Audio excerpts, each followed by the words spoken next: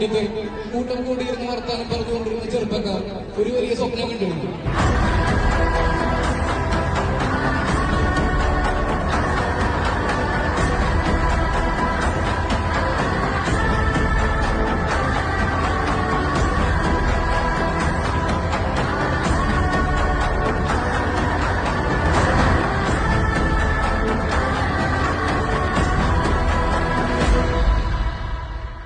രാത്രി മൊത്തം ഉറക്കം കളിച്ചിട്ടാണെങ്കിൽ കുഴപ്പമില്ല, നാളെ രാവിലെ ആവുമ്പോഴേക്കും സാധനം പൊങ്ങിയിട്ടുണ്ടാവും.